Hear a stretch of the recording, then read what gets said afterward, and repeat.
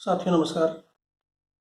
साथियों, हम जब देश हमारा आज़ाद हुआ और उसके बाद यानी कि 60 के दशक से पहले जब तक हरित क्रांति नहीं आई थी, तब तक हमारे किसान सब लोग हमारी जो देश की फसलें थी, हमारी धरोहर थी, जैसे कि मोटा अनाज की फसलें, हमारी गेहूं धान की अपनी देसी प्रजातियां, उनको उगाते थे। और वो प्रजातियां, वो फसलें, वो मोटा अनाज जैसे कि बाजरा, ज्वार, रागी, चेना, सावा, कोदो, कोकून, कंगनी, ये ऐसी होती थी। इनको बहुत ज़्यादा पानी की आवश्यकता नहीं होती थी, इनको बहुत ज़्यादा खाद की आवश्यकता नहीं थी, इनमें कीट रोग ज़्यादा नहीं लगते थे और ये पौष्टिकता से भरपूर होती थी। तो ये हम उगाते थे और इनकी उपज जरूर कम थी, क्योंकि एक मोटा सा सिद्धांत है कि आप किसी चीज़ की क्वांटिटी को बढ़ा दोगे तो क्वालिटी खराब हो जाएगी। तो यही हुआ कि ज़्यादा पैदा करने की होड़ में नई नई वैरायटी हम ले आए, हाइब्रिड ले आए। पैदा तो ज़्यादा होने लगा, लेकिन किस शर्त पे कि हमें दुनिया भर के केमिकल रसायन, हमारी कृषि रक्षा रसायन, उर्वरक उनमें डालने पड़ते हैं और उनका असर ये हो रहा है कि हमारे मृदा का भी स्वास्थ्य खराब हो रहा है और हमारा भी स्वास्थ्य खराब हो रहा है।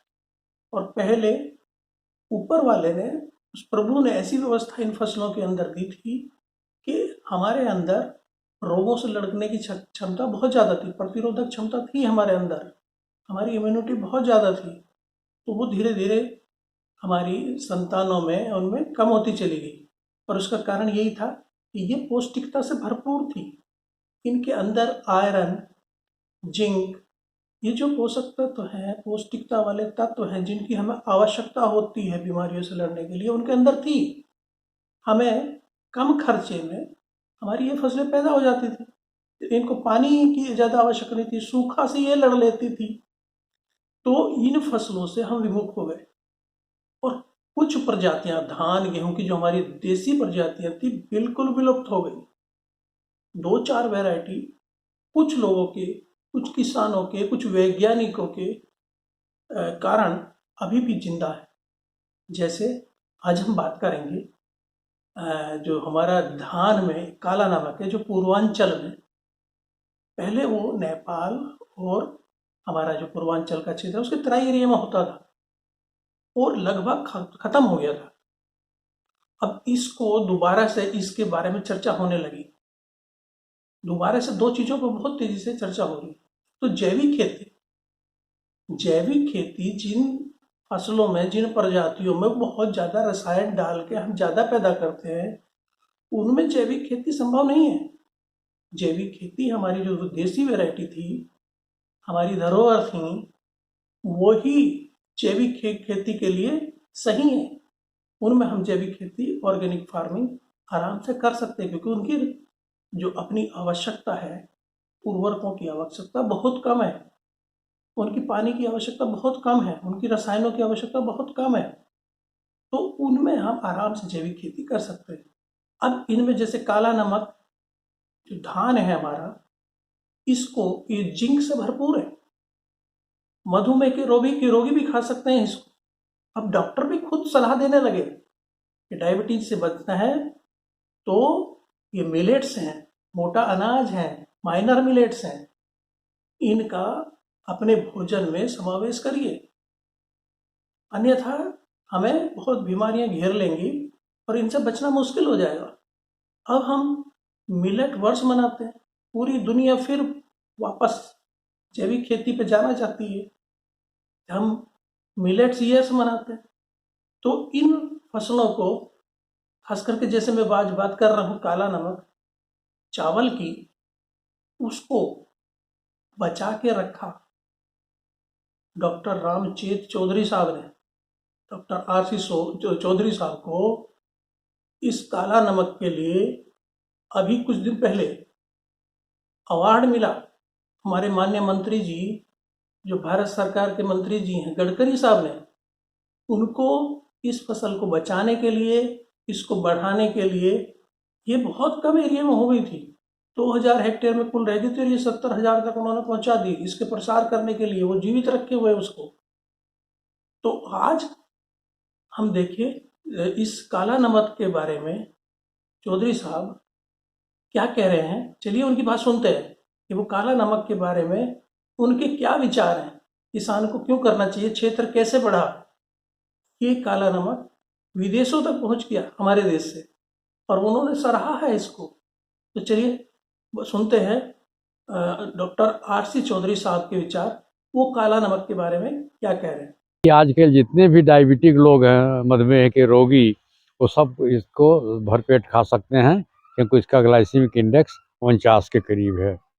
तो प्रोटीन दूना है, आयरन 3 गुना है, जिंक 4 गुना है और दुनिया का संभवतः यह पहला खोजा हुआ चावल है जिसमें कि विटामिन ए है। तो ये सारा नहीं कि हमने डाला, ये भगवान बुद्ध का प्रसाद है और ये गत 3000 वर्षों से उसमें है मौजूद। हमारा सिर्फ ये काम में था कि उसको हमने तलाश के बाहर निकाला, इन गुणों से लोग परिचित नहीं थे। देखिए महक तो इसकी पूरी दुनिया में जा रही है और जो एक समझिए कि एक कंडुइट है, वो है सिंगापुर के माध्यम से, काठमांडू नेपाल के माध्यम से, दुबई के माध्यम से, जर्मनी के माध्यम से। लेकिन ये पहला प्रयास रहा है और यहाँ हर जगह सराहा गया है। यह नहीं कि कोई 1 क्विंटल या 1 किलो भी वहाँ से वापस आया है, वापस नहीं लौटा है, वहाँ इसकी प्रशंसा हुई है। तो आगे ये बाज़ार, जैसे अभी सिंगापुर का है, सिंगापुर का हमें एक बड़ा ऑर्डर मिल चुका पिछले साल से ज़्यादा का, और अभी ये तो पहला ऑर्डर था, आगे भी मिलता रहेगा। तो इस तरह से विश्व में इसकी पहचान बन रही है और जा रही है। रकबा जो 2000 हेक्टेयर तक सीमित हो गया था और एक तरह समझिए कि मृत्यु के कगार पर था, वो अब बढ़ के 70,000 हेक्टेयर में हो गया है।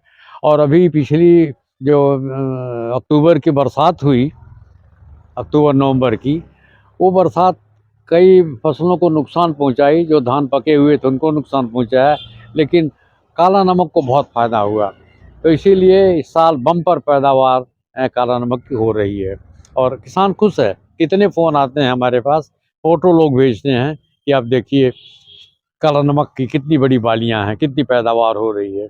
तो ये बड़ा अच्छा है कि मौसम ने भी साथ दिया। आमदनी दुगनी नहीं होगी, तिगुनी आमदनी होगी किसान की, उपभोक्ता का फ़ायदा होगा। और हम तो ये भी कहते हैं कि इतना ज़्यादा जिंक अगर दोनों टाइम कोई काला नमक खाता है, इतना ज़्यादा जिंक उसके शरीर में जमा हो जाएगा कि कोरोना जैसी बीमारियों से भी लड़ने की ताकत देगा इसको। तो इस तरह से खाने वाले का भी फ़ायदा है, लगाने वाले का नहीं, खाने वाले का फ़ायदा है। तो एक ऐसी चीज़ जो जो मृत्यु के कगार पर थी, और अगर वो समझिए कि दौड़ दौड़ में ओलंपिक जीत जाए, कुछ ऐसी कहानी है काला नमक की कि मृत्यु के कगार पर खड़ा हुआ काला नमक अब विश्व बाजार में पहुंच रहा है। तो देखा आपने काला नमक कितना गुणकारी है, पौष्टिकता से भरपूर है, इसमें प्रोटीन, आयरन, जिंक, हमारे मिनरल्स सभी विद्यमान है। और जो हमारे मधुमेह, डायबिटिक, हमारे बीमार लोग हैं, परेशान हैं डायबिटीज से, वो भी इसका सेवन कर सकते हैं। ब्लड प्रेशर, खून संबंधी विकारों में ये बड़ा अच्छा काम करता है। तो ये इसका सब लोग सेवन कर सकते हैं और भरपूर सेवन कर सकते हैं। अभी क्या है, छोटे छोटे बच्चों में, महिलाओं में, पुरुषों में कुपोषण की समस्या आ रही है। जब इतना ज़्यादा पैदा होने लगा तो कुपोषण की बात क्यों हो रही है? पहले तो चलो समझ में आता था कम पैदा होता था, लेकिन अब कुपोषण की बात क्यों होती है? और ये पूरी दुनिया में आ रही है। कुपोषण का मतलब है हमारे शरीर को जिस आवश्यकता के अनुसार संतुलित भोजन चाहिए जो हम अब उगा रहे हैं, उससे वो नहीं मिल रहा है। कुपोषण का मतलब शरीर से कमजोर होना ही नहीं होता। अगर आप मोटे हो रहे हो, वो भी कुपोषण की श्रेणी में आता है। क्योंकि मोटा आदमी क्यों हो रहा है? कि वो संतुलित भोजन नहीं कर रहा है, वो डाइट उसको नहीं मिल रही उसके शरीर को। और वो अतिरिक्त जो चीज़ें मिल रही हैं वो जमा हो रही हैं शरीर कमजोर। वो इसलिए हो रहा है कि उसको जो संतुलित भोजन चाहिए, जिन पौष्टिक तत्वों की जरूरत है, वो उसको नहीं मिल रही है। तो इस काला नमक में वो सारी है।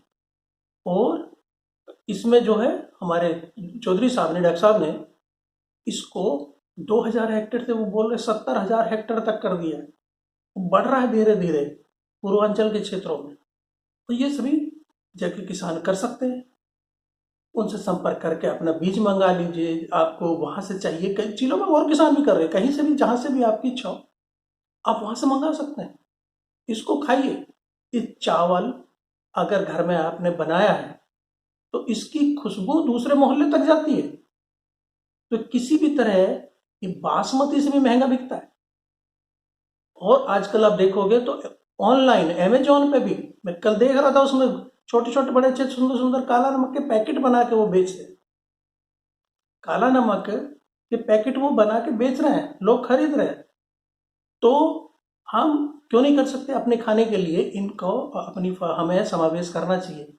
मिलेट्स को, जिनमें विटामिन भरे पड़े हैं, जिनमें प्रोटीन है, जिनमें बीमारियों से लड़ने की क्षमता है, हैं जो हमें सारे लोग, ज़्यादातर लोग शुगर के से परेशान रहते हैं, शुगर की बीमारी से।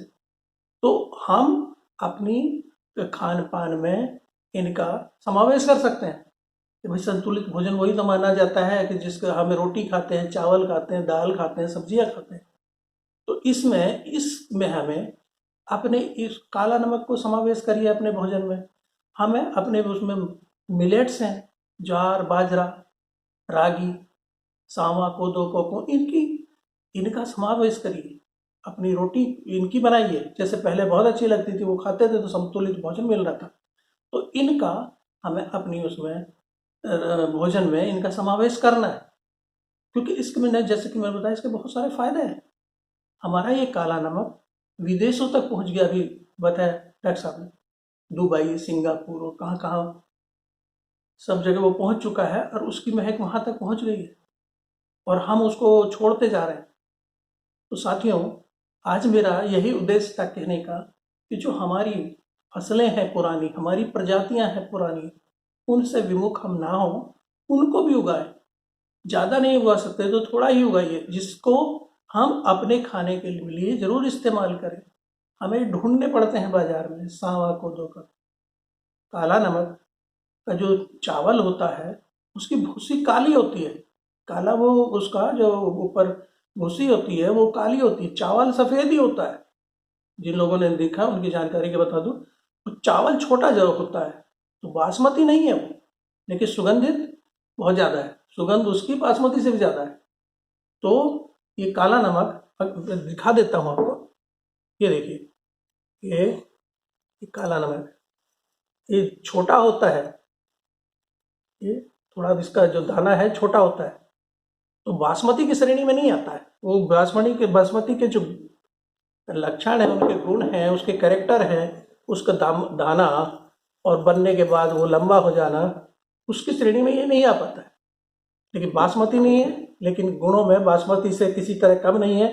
देखिए काला नमक है और ये बासमती है, तो किसी तरह कम नहीं है, और बाजार में ये खूब बासमती से भी महंगा बिकता है।